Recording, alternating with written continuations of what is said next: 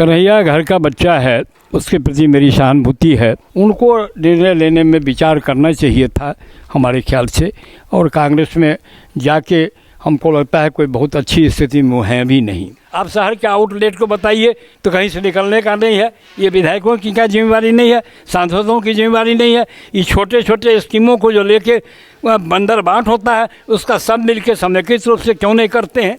ये अभाव है, सोच का अभाव है, और सोच के अभाव के कारण जो विकास होना चाहिए था वो विकास नहीं हो रहा है। पार्षद खरीद परिषद होता है, इससे बचेगा। जनता सीधे चुनाव करेगी, जनता चुनेगी अपने प्रतिनिधि को, और वो स्वतंत्र हो गए काम करने के लिए। सबसे पहले 4500 वार्ड के पानी की निकासी की समुचित व्यवस्था करनी पड़ेगी।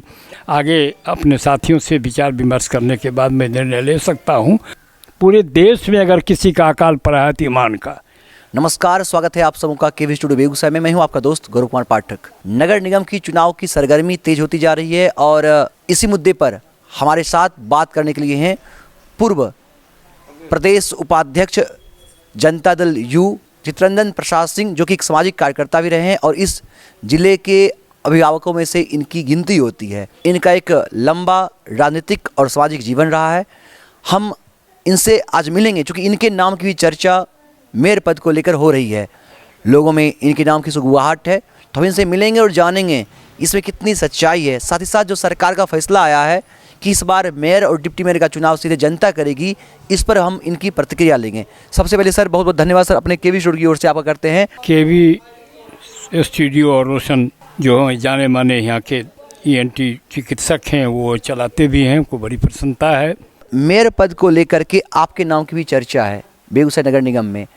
सर इसमें कहाँ तक सच्चाई है सर, क्या कहना चाहेंगे? हमारे नाम की चर्चा इन्होंने कहा कि नगर निगम के मेयर पद के लिए है।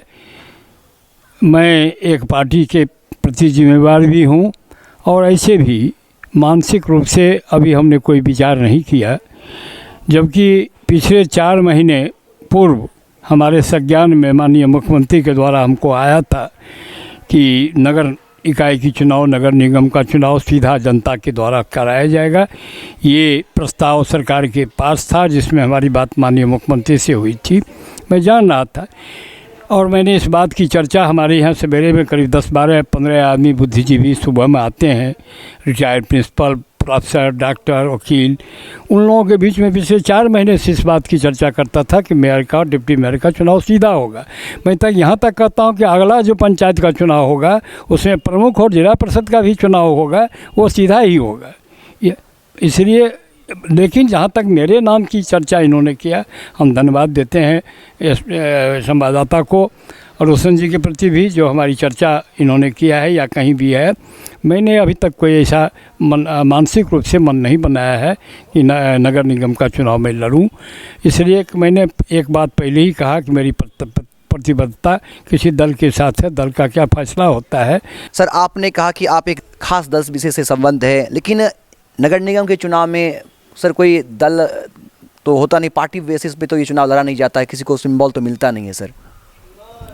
बिल्कुल इन्होंने ठीक कहा संवाददाता कि ये जो फैसला होता है ये राज्य के स्तर पर या जिला के स्तर पर या पंचायत स्तर पर दल के आधार पर इसका कोई फैसला नहीं होता है।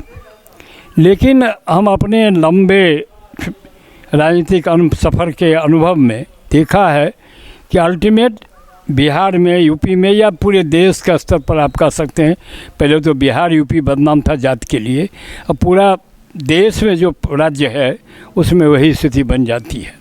इसलिए ये जाति का समीकरण, पार्टी का समीकरण, ये फिर जाके प्रिवेल करने लगता है। और इसी स्थिति में इन्होंने ठीक कहा, कोई दलगत चुनाव नहीं है, दल का कोई सिंबल नहीं मिलता है, लेकिन समर्थन नहीं, समर्थन का सवाल होता है। ठीक वही काउंसिल के चुनाव में देखिए हालत है। इसलिए दल का सवाल नहीं है, लेकिन उसके बावजूद भी चुनाव अंतिम प्रक्रिया में, चुनाव में मतदाता जो मन बनाते हैं वो किसी न किसी रूप में उसी, और इसके कारण मैंने अभी तक कोई मन नहीं बनाया है। आगे अपने साथियों से विचार विमर्श करने के बाद मैं निर्णय ले सकता हूँ। अभी मैंने कोई ऐसा नहीं सोचा है, न मन बनाया है। जनता का समर्थन आपको मिलता है, जो बुद्धिजीवी वर्ग जो आपके साथ मिलते हैं उनके साथ निर्णय होती है आपकी, और यूँ कहें कि अप्रत्यक्ष रूप से अगर जिस पार्टी विशेष से आप जुड़े हुए हैं उनका समर्थन आपको मिलता है पीछे से, तो क्या ये माना जाए कि इस बार मेयर पद की रेस में आप भी होंगे? मित्रों, मैं एक सामाजिक कार्यकर्ता के रूप में काम करता हूँ, मित्रों के बीच रोज़ रहता हूँ। अगर मित्रों की राय बनेगी, जो हमारे साथ हैं, हमारे दूर में भी हैं, लेकिन हमारी प्रति शुभकामना रखते हैं, और उन लोगों का दबाव होगा और उन लोगों की इच्छा होगी, तो मैं इस पर विचार कर सकता हूं। अभी फ़िलहाल यह नहीं कहूँगा कि मैं लड़ूंगा ही, लेकिन हाँ, वह विचारणीय वस्तु हो, बिंदु होगा और मैं इस पर विचार कर सकता हूँ। सरकार का जो फैसला आया है, पहले पार्षद चुनते थे मेयर डिप्टी मेयर को, अब सीधे जनता चुनेगी, तो इसको कैसे देखते हैं सर? मैं सरकार के इस फैसले का बड़ा स्वागत करता हूं। माननीय मुख्यमंत्री जी को हृदय से धन्यवाद ज्ञापित करता हूं। और मुझको इस संबंध में अपना व्यक्तिगत अनुभव है। मेरी पत्नी अभी 10 मीटर दूरी पर बैठी हुई हैं। 2007 में प्रमुख बनी डॉक्टर श्रीमती कमला देवी, चरिया बरियारपुर से निर्विरोध प्रमुख बनी। 19 पंचायत समिति सदस्य थे। लगभग 15 पंचायत समितियों को हमने विकास के कामों में उनको काम का बंटवारा करके उनको संतुष्ट करने का प्रयास किया। 2-4 जो बचे थे उनको भी कुछ अनुपात पर कम काम किया गया। इसके बावजूद भी वह स्वतः वे सारे के सारे पंचायत समिति सदस्य संतुष्ट नहीं थे। सबको ऐसी स्थिति बन गई कि 2.5 साल और इतनी बड़ी विभीषिका उसमें हुई, जो इतना बड़ा विभीषिका इस ज़िले में कभी बाढ़ की नहीं आई थी। जब बसही का बांध टूटा तो उसमें लगता था प्रलयकारी दृश्य, और लगभग जो 3 महल का स्टोरी मकान था वह भी गिर रहा था। संजीव हंस कलेक्टर थे। 8 बजे रात में फ़ोन किए, हम पहुँचे। 3 बार हम मुख्यमंत्री को लाए, सेना को 6 बजे तक बुला दिया, तब रेस्क्यू काम हुआ। उतने अच्छे काम के बाद ब्लॉक में एक आदमी नहीं कर सकता है कि बिना पैसा का रेंट फिक्सेशन, म्यूटेशन हम बुला के लोगों को करा देते थे। तब भी उन 19 पंचायत समिति सदस्यों ने हमको 2.5 साल से ज़्यादा काम करने नहीं दिया और हमको अपदस्थ होना पड़ा। इसलिए हमको व्यक्तिगत रूप से जो हम समझ पाए हैं, जो अनुभव किए हैं, बड़ा तीखा अनुभव हमारा है। कोई भी हो, चाहे भूपेंद्र सिंह हो, चाहे कोई हो, जो मेयर बनता है वो 5 साल बड़ा मुश्किल से सबको संतुष्ट होने में कठिनाई होती है। इसे हम सरकार का स्वागत करते हैं। प्रत्यक्ष रूप से चुनाव होगा, निश्चित रूप से मोल जोल कम हुआ, हॉर्स ट्रेडिंग को कम अवसर मिलेगा। जो भी आदमी होंगे स्वतंत्र विचार से काम करेंगे। पार्षद की खड़ी परिशोध होता है, इससे बचेगा। जनता सीधे चुनाव करेगी, जनता चुनेगी अपने प्रतिनिधि को, और वो स्वतंत्र हो गए काम करने के लिए, उनको कोई दबाव नहीं होगा। ऐसे पार्षदों का दबाव होता है, जो हम पहले का अनुभव का आधार पर कि मेरी पत्नी प्रमुख हुई तो मैंने अपना अनुभव साझा किया पत्रकार से। यही इसको मैं मानता हूँ कि यह बहुत अच्छी शुरुआत सरकार ने की है, इससे जनता का लाभ होगा। अब तक जब से बेगूसराय नगर परिषद से नगर निगम बना, तो जिसकी परिकल्पना श्रद्धेय श्री स्वर्गीय भोला बाबू ने इसको आगे बढ़ाया, देखते हैं नगर निगम की कार्य प्रणाली, इसकी व्यवस्था को लेकर और बेगूसराय नगर निगम के विकास को लेकर क्या कहना चाहेंगे? मित्रों, इस बेगूसराय जो जिला आज जो नगर निगम बना 1910-11 में, हमको याद है कि बरबीघी में कैबिनेट का बैठक का आयोजन था। माननीय मुख्यमंत्री और सारे मंत्री वॉल्वो बस से आए थे, मैं उसमें था। संजीव हंस वही कलेक्टर थे। सारी व्यवस्था बरबीघी में की गई थी। यही जाड़े का समय था। गेहूं 2.5 बीघा काट के, और धनुषधारी महतों वहाँ के बहुत रिटायर्ड शिक्षक जिम्मेवार थे, उनका गेहूं कटवा के, और तब हमने वहाँ कैबिनेट का जगह और माननीय मुख्यमंत्री का रहने का आयोजन कराया था। उसी कैबिनेट के मीटिंग में, उसी 2010-11 के आसपास, हमको याद है यही रबी का समय था, गेहूं लगा हुआ था। माननीय भोला बाबू जिसकी चर्चा इन्होंने पत्रकार ने किया है, वो थे। उन्हीं नगर विकास मंत्री थे, उनके द्वारा प्रस्ताव कैबिनेट में लाया गया था और उसका सब लोगों ने अनुमोदन किया। और उसके बाद नगर निगम विकसित नगर निगम के रूप में जो नगर पंचायत था या नगर परिषद था, उसका विकास हुआ ही। लेकिन जहाँ कुल 45 वार्ड इसमें हैं नगर निगम के अंतर्गत, उसकी विस्तार बहुत दूर तक किया गया भोला बाबू के द्वारा, और कमो बेश हम समझते हैं 4500 वार्ड में काम हुआ।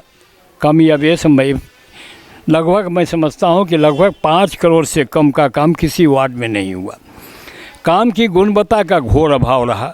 मैं आज भी मानता हूँ, कल भी कहता था, मेयर को भी कहता था, नगर के जो नगर आयुक्त थे मिस्टर हमीद, उनको भी कहा करता था कि जब आज भी लेकिन 45 वार्ड में काम हुआ।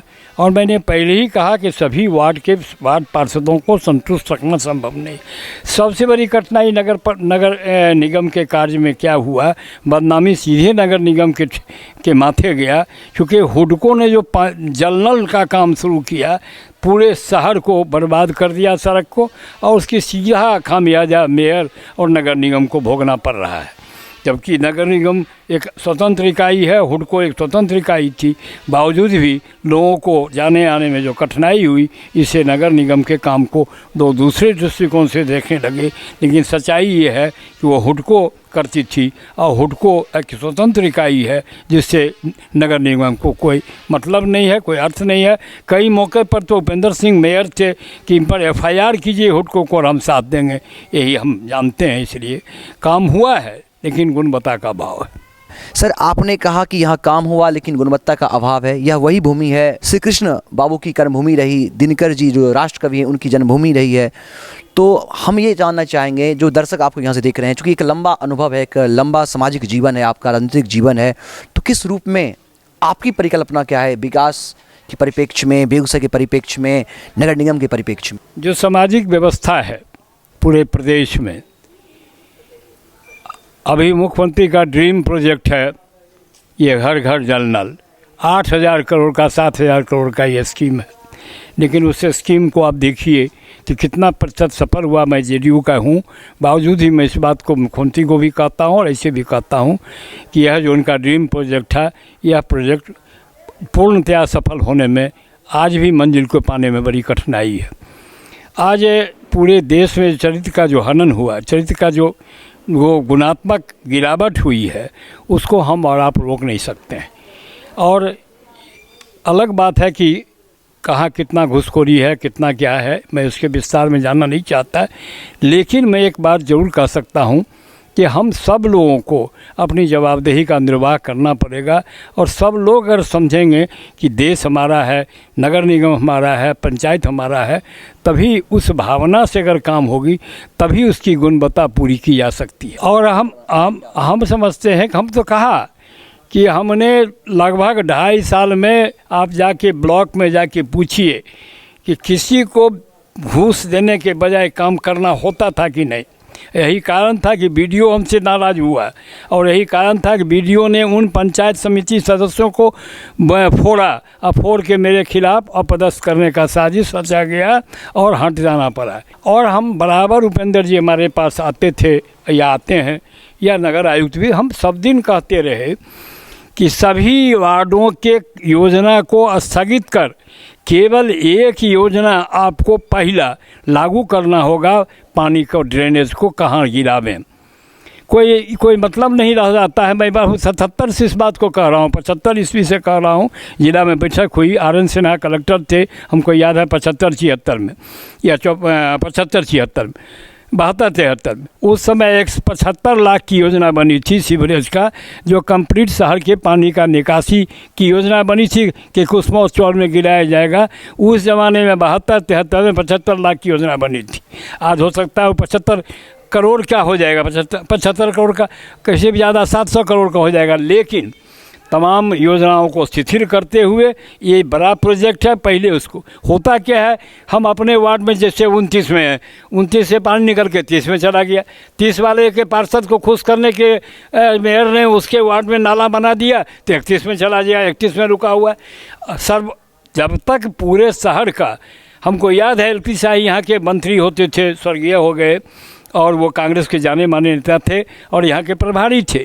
उन्होंने हमारे सामने, याद है, कलेक्टर के सामने बैठक हो रही थी, और उस ज़माने में कहा कि इंजीनियर साहब बताइए, जहाँ से पानी निकलेगा, जहाँ पानी गिरेगा, उसका लेंथ क्या है। अब तो जो हालत है, न मेयर को पता है, न नगर आयुक्त को पता है, वार्ड पार्षद को तो उसकी ज़रूरत ही नहीं है। कहाँ पानी गिरेगा, उसका क्या हाइट है, कहाँ से पानी निकासी होगा, उसका क्या हाइट है। और तकनीकी रूप से इतना सबल नहीं है नगर निगम कि इस बात को करे। जब तक इस तरह के मेयर नहीं होंगे, जिनकी इच्छा शक्ति इस तरह की नहीं होगी कि केवल एक योजना करेंगे, भले रहें चाहे नहीं रहें, केवल शहर के पानी का निकासी करेंगे, चूँकि अर्थ का अभाव है, पूरी योजना का पैसा उसमें डालना पड़ेगा, अब तभी जाके वो उतनी बड़ी योजना का कार्यान्वयन हो सकता है। 1000 करोड़ हो, 1500 करोड़ हो, सबसे पहले 4500 वाट के पानी की निकासी की समुचित व्यवस्था करनी पड़ेगी और तब जाके हम शहर के को पानी से निजात दिला सकते हैं। ये मेरी सोच है और हम एक लंबे अनुभव 72 प्रकार की 75 लाख की योजना बनी थी केवल, आज 75 करोड़ का बनेगा या उससे ज़्यादा बनेगा। एक न एक दिन शहर के लोगों को सोचना पड़ेगा, मेयर को सोचना पड़ेगा, नगर निगम को सोचना पड़ेगा कि एक समेकित रूप से कार्यक्रम बना के, एक योजना बना के शहर की पानी की निकासी की व्यवस्था करनी होगी, तभी शहर को पानी से निजात दिलाया जा सकता। मित्रों, मैं पहले कहा जब आबादी बढ़ी है, आज भी मैं सवेरे कह रहा था कि आबादी जिस अनुपात में बढ़ी है उस हिसाब से अपने विचारधारा को भी आगे बढ़ाना होगा, विकसित करना होगा। हमारे जो मित्र पिछले दिनों कांग्रेस के हों चाहे जिस दल के हों, उनकी सोच इस तरह की नहीं बनी।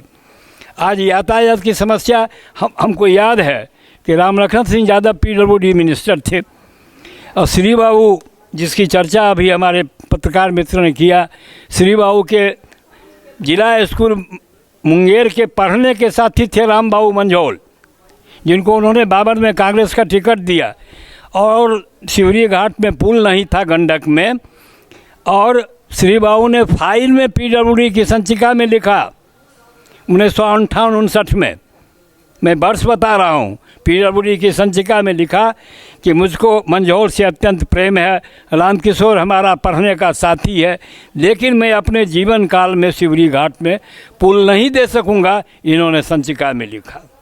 मित्रों, उस समय की आज़ादी के बाद के दिनों की बात, हम 47 में आज़ाद हुए और 52, 53, 54 में श्री बाबू जो बने तो उनका ये लेख और ये टिप्पणी है, क्योंकि अर्थाभाव था।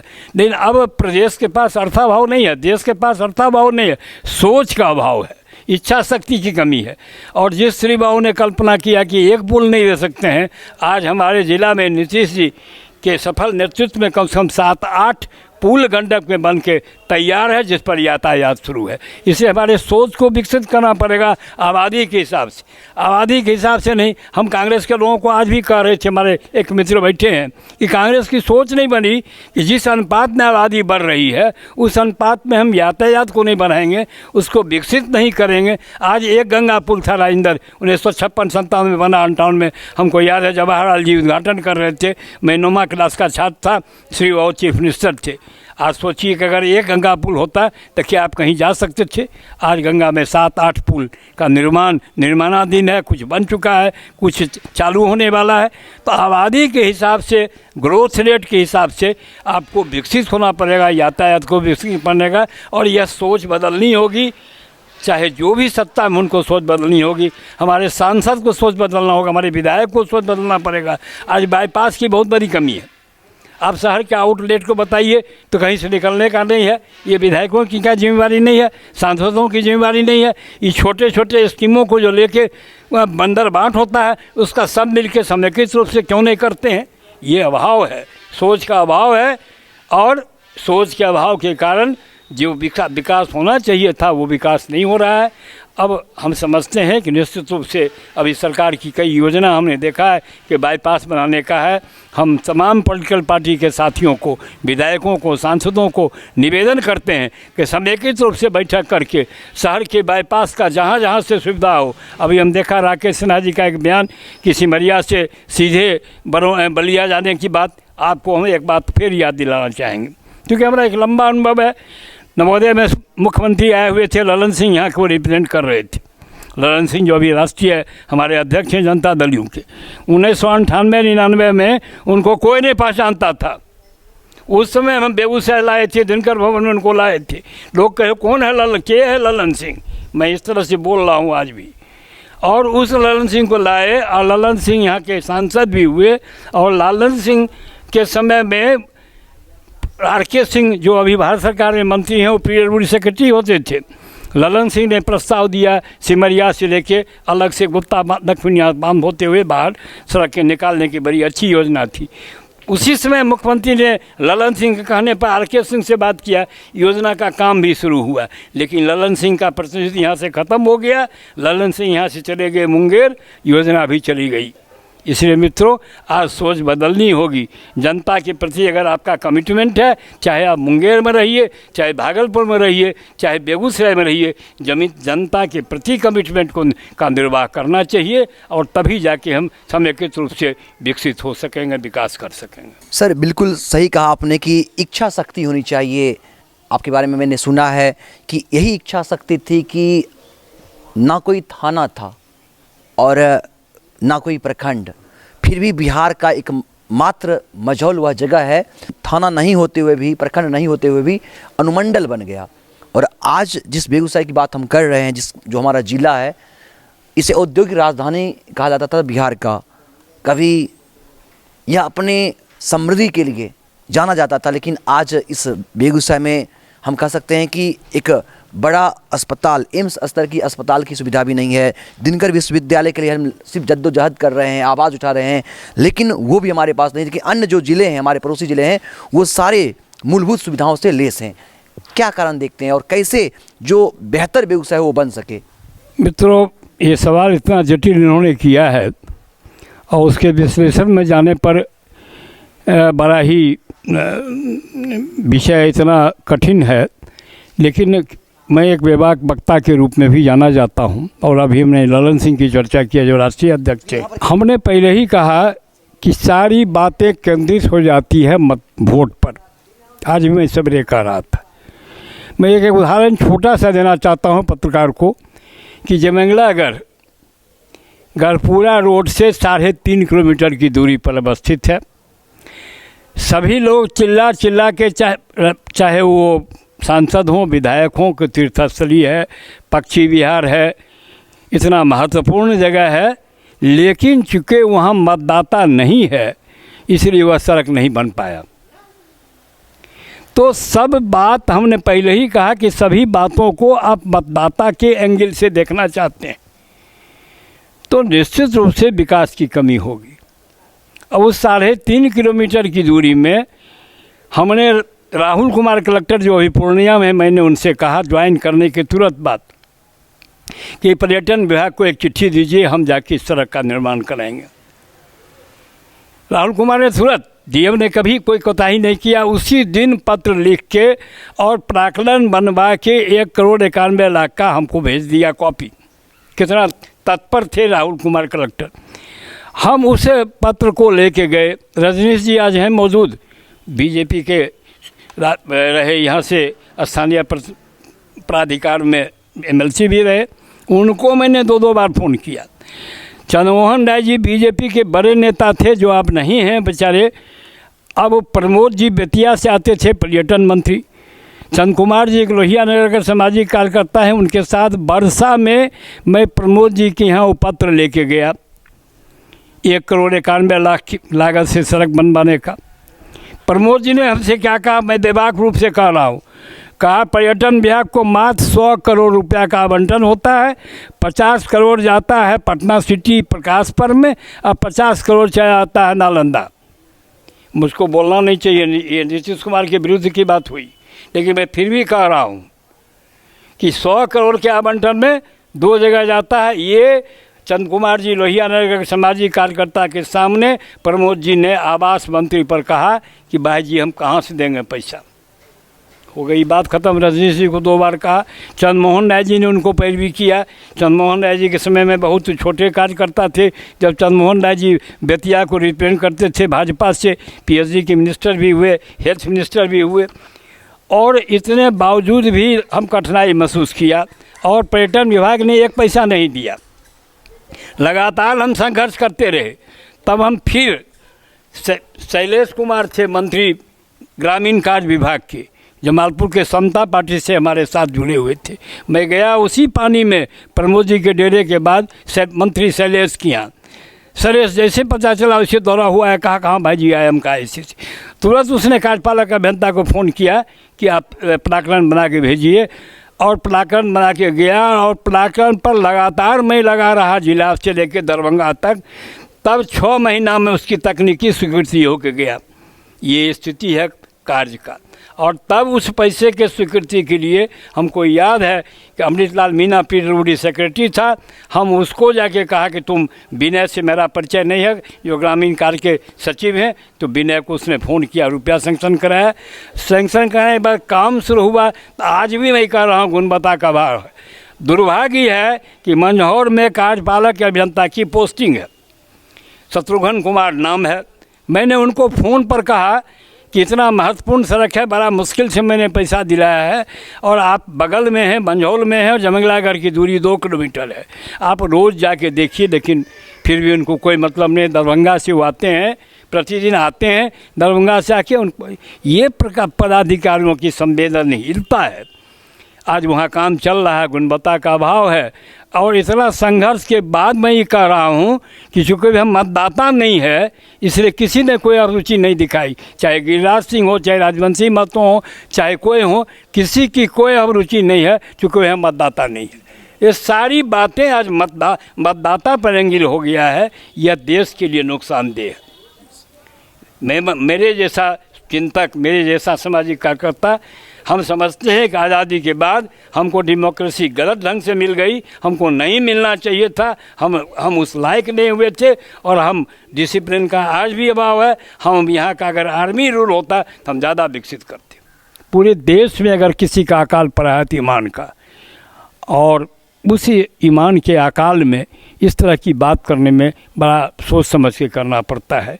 इसलिए मित्रों, हम स्टूडियो से जो लोग आए हैं उनके प्रति सम्मान जाहिर करते हैं, और अगर लोगों का विचार होगा और होगा तो हम आगे समय बताएगा। हम जनता के साथ हैं, जनता के साथ रहेंगे। सब दिन राजनीति किया है बिना पद पर रह के। अभी इन्होंने एक सवाल किया था कि मंझौल अनुमंडल बन गया और ये बन गया, वो बन गया, वहाँ की इच्छा शक्ति लोगों की थी। मैं एक सवाल का उन्होंने कहा था, इसलिए करना चाहता हूँ। मैं बिना किसी पद पर रहे लगभग 100 करोड़ से ज़्यादा का विकास का काम कराया है। अभी 2 करोड़ का काम चल रहा है जमंगलागढ़ में सड़क का। 2 करोड़ का काम गढ़पुरा के बगल के साथ ही बैठे हुए हैं मुकेश जी, किसी ने नहीं बनाया। हमने 2 करोड़ की लागत डॉक्टर श्री कृष्ण का स्मारक और वहाँ स्मारक स्थल बनाया है, और माननीय मुख्यमंत्री जी के स्नेह से, उनके आशीर्वाद से। और आज जितना से वहाँ चल रहा है कोर्ट, 2007 में माननीय नारायण राय जो चीफ जस्टिस थे, उनकी बेटी की शादी में मदद किया था। कोर्ट रूम रामजीवन भवन बनाया MP फंड से, लेकिन बाद के दिनों में उनका कोई सहयोग नहीं था। सारा वहाँ जाके मुंसिफ के कोर्ट का स्थापना करना, संजीव हंस कलेक्टर थे उस समय हमने कराया। और भी आपने मंझौल की चर्चा किया। बड़ा आश्चर्य हुआ जब मोदी जी को ले गए, सुशील मोदी को ले गए जमंगलागढ़, और उनको आश्चर्य हुआ कि हमने जब उनको कहा कि श्री बाबू आपके सबर आयोग के अध्यक्ष हैं, उनको उपाध्यक्ष हैं, उनको 1 लाख देते हैं। इनका गांव का क्या हालत है मालूम है? पासारा एक गांव है जिसका ब्लॉक है नाकोठी, सब डिवीज़न है, सिविल सब डिवीज़न है मंझौल, पुलिस मंडल है नाकोट बखरी, और विधानसभा है चरिया बरियारपुर। ये विधायक की हैसियत है, ये विधायक की हालत। उन्होंने कहा कि अरे श्री बाबू अब ये क्या कर रहे हैं हम? तब उनको हम दिया मंझौल को प्रखंड बनाने की बात, 5 पंचायत को। तो हंसने लगे कि प्रखंड नहीं, हम कहा नहीं सर।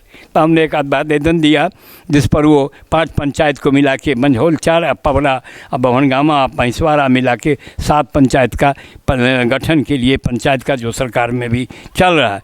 इसलिए मित्रों, जब तक जो वहाँ के लोग समाज सेवा में हैं, उनकी इच्छा शक्ति, जब पहले भी कहा कि जनता जो हमारे नेता होते हैं उनकी इच्छा शक्ति सबसे प्रबल होती है। अगर किसी बात के लिए आप इच्छा शक्ति, सामान्य आदमी भी अगर इच्छा शक्ति पाल देता है तो निश्चित रूप से ईश्वर उसकी कामयाबी देते हैं, मैं ये मानता हूँ। मेरे साथ भी कहा भाई वार्ड कमिश्नर भी नहीं हुआ, वार्ड आयुक्त भी नहीं हुआ, कमिश्नर नहीं हुआ, सरकार के द्वारा नॉमिनेटेड कई पद पर रहा, लेकिन निर्वाचित हम कभी नहीं हुए। लेकिन 100 करोड़ से ज़्यादा का हमने काम कराया है, मैं आपको गिनवा सकता हूँ। लेकिन इसके बाद भी हम संतुष्ट हैं, बढ़िया है, निर्वाचित हुए। आज इच्छा शक्ति की नेताओं में बड़ी कमी है, और एक बात मैंने कहा, पूरे देश में ईमान की कमी है। सर, आपने राजनीतिक जीवन की शुरुआत कांग्रेस से की, अभी आप जदयू में हैं। अभी तब की राजनीति और आज की राजनीति बदल सी गई है। पहले मतभेद होते थे, मनभेद नहीं होता था, विचारों का अंतर सब दिन से रहा है। लेकिन आजकल राजनीति में जो छींटाकशी हो रही है, आरोप प्रत्यारोप हो रहे हैं, व्यक्तिगत हमला भी हो रहा है। कहा जा रहा है कि हो सकता है कि सरकार बिहार में बदल सकती है। क्या लगता है सर? मित्रों, इन्होंने हमसे कहा कि आपने सफ़र शुरू किया कांग्रेस से। बिल्कुल, तो कांग्रेस जिस ज़माने में हुकूमत में थी पूरे देश में, तो एक पार्टी की सरकार थी।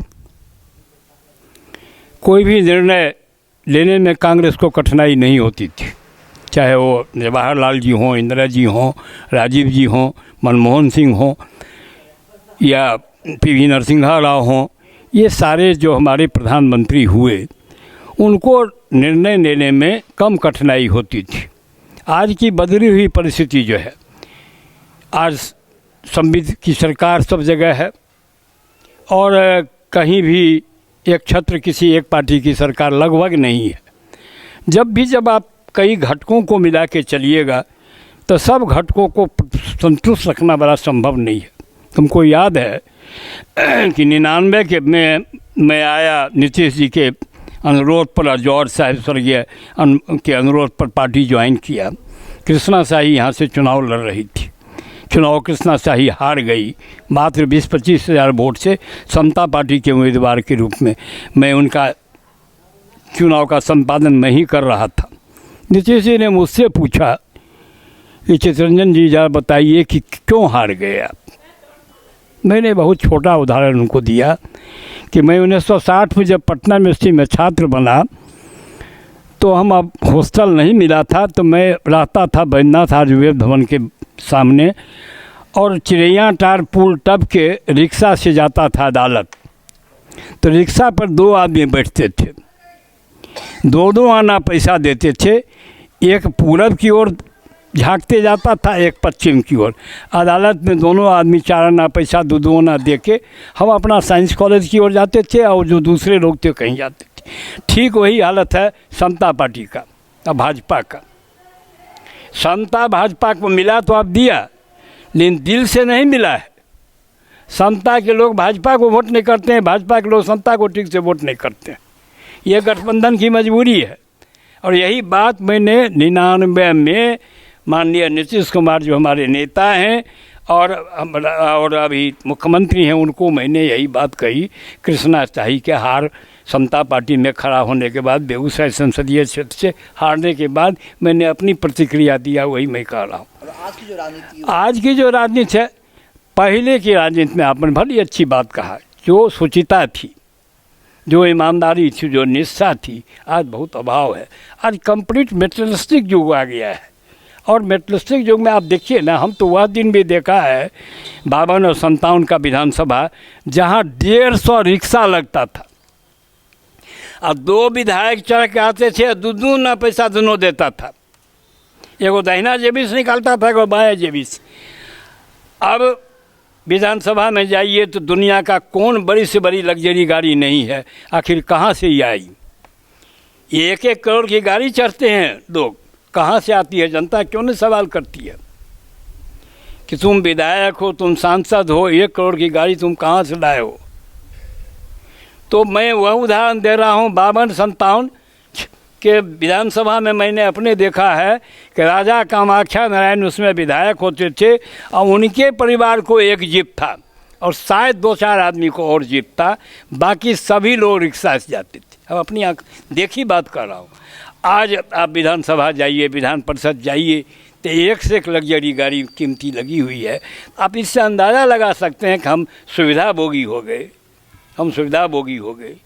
तो सुविधाभोगी जब आप होइएगा, स्वाभाविक आपका खर्च बढ़ेगा। खर्च बढ़ेगा तो आप उसके लिए उपार्जन में अनेक प्रकार की गलत काम को भी आप निश्चित रूप से अपनाइएगा, चूँकि आपको अर्थ चाहिए। यही गुणात्मक रूप से गिरावट आई जो मैं पहले कहा हूँ। आज भी सरकार क्या बदल जाएगी सर? यहाँ तक सवाल है, सब मैंने पहले ही कहा कि ये खट्टा मीठा अनुभव है। ये देखिए भाजपा जेडीयू कहा, देखिए गांठ कभी परमानेंट नहीं हो सकता है। कोई गांठ अगर आप बन जाता है तो कभी न कभी पूर्वा में दर्द करने ही लगेगा। कितनों डॉक्टर से दिखा दीजिए, बैंडेज करा दिए, प्लास्टर करा दिए। ठीक वही ये स्थिति है सरकार का। किसी न किसी बहाने किसी न किसी को अपमानित करना, ये गलत बात है, नहीं होनी चाहिए। सरकार नहीं गिरने जा रही है, सरकार नहीं गिरेगी। दोनों एक दूसरे की मजबूरी को समझते हैं। भाजपा भी मजबूरी समझते हैं और जेडीयू के भी लोग मजबूरी अपनी समझते हैं। ये कुछ जो नेता हमारे हैं और वो कंट्रोवर्सी में डाल के और अपने को समाज के बीच में चर्चित रखना चाहते हैं। मेरे ख्याल से इन बातों से बचना चाहिए दोनों दल के नेताओं को। अशोक सम्राट पर अभी चल रहा है कि साहब अशोक सम्राट को कौन नहीं जानता है। इसमें इतिहास के छात्र हों, विज्ञान के छात्र हों, सभी लोग जानते हैं कि सम्राट अशोक का क्या ज़माना था, क्या स्थिति थी। और उस पर औरंगजेब के जैसा टिप्पणी करना हम समझते हैं गलत बात है। चाहे वो भाजपा के लोग करें या हम करें, हम व्यक्ति से कह रहे हैं कि गलत है।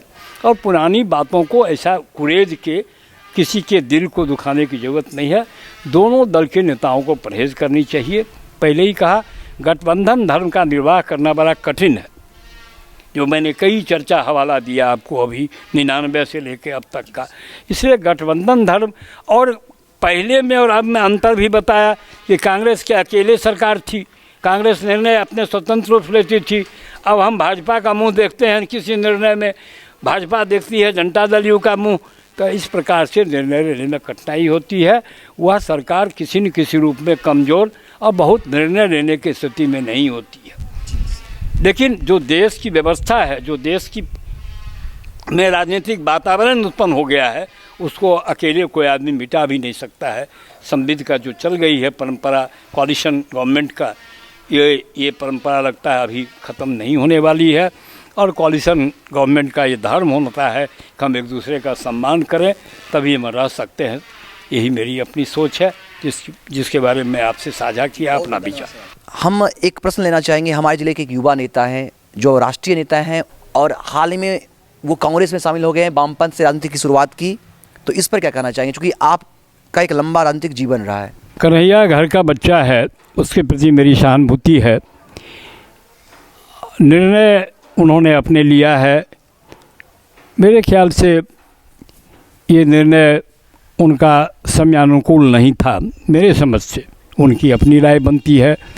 और भारतीय कम्युनिस्ट पार्टी जिसकी चर्चा आपने किया, कुछ से उन्होंने शुरुआत किया छात्र जीवन से ही और राष्ट्रीय स्तर पर जाने लगे। तो जिस माँ ने उनको जन्म दिया उसके साथ उनका क्या होना चाहिए था संबंध और क्या उन्होंने किया, ये उनको निर्णय लेना था।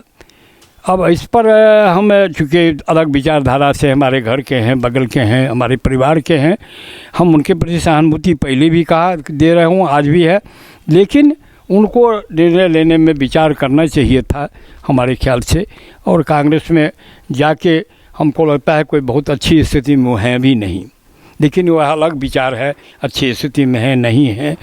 लेकिन उनको भारतीय कम्युनिस्ट पार्टी जहाँ से उन्होंने राजनीति शुरू किया और वो राष्ट्रीय परिषद का सदस्य उनको मनोनीत किया। बेगूसराय जिला में आज तक राष्ट्रीय परिषद के कोई सदस्य नहीं हुए। पॉलिट ब्यूरो, उसको राष्ट्रीय परिषद जिसको हम कह रहे हैं उसको कम्युनिस्ट पार्टी में पॉलिट ब्यूरो कहा जाता है। तो पॉलिट ब्यूरो के मेंबर शत्रुघ्न बाबू नहीं हुए, राजन जी नहीं हैं, राजेंद्र सिंह नहीं हैं, अवधेश जी नहीं हैं, या जो दिवंगत हो गए सूरज बाबू, रामेश्वर बाबू, वो नहीं हुए, चंद्रशेखर बाबू नहीं हुए। और उसको उस ऊंचाई को कम्युनिस्ट पार्टी ने उनको दिया। राष्ट्रीय परिषद जो उसका पॉलिट ब्यूरो का मेंबर बनाया है उसका उनको सम्मान करना चाहिए था। लेकिन विचारधारा उनकी अपनी अलग है, उनका स्वतंत्र विचार है। जहाँ हैं तहाँ मेरी शुभकामना है, इससे ज़्यादा मैं कुछ कह नहीं सकता। सर बहुत बहुत धन्यवाद सर, आज आपने हमें अपना समय दिया। हम संपूर्ण केवी स्टूडियो की ओर से बहुत धन्यवाद ज्ञापित करते हैं सर आपको। केवी स्टूडियो के संवाददाता श्री पाठक जो हमारे घर के लोग हैं, परिवार के लोग हैं, उन्होंने आके मेरा आज प्रश्न और सवाल का जवाब हमने दिया। मैंने पहले ही कहा कि मैं बेबाक रूप से जवाब देता हूँ, माननीय मुख्यमंत्री को भी मैं कहता हूँ, और मैं इसमें कोई हिचकिचाता नहीं। मैंने बहुत बात कही है जो बहुत लोगों को इससे लगता है आहत भी होंगे, लेकिन मैं उसकी परवाह नहीं करता हूँ। आज देश में विचारधारा का जो टकराहट है उसमें सबसे बड़ा कमी है ईमान का।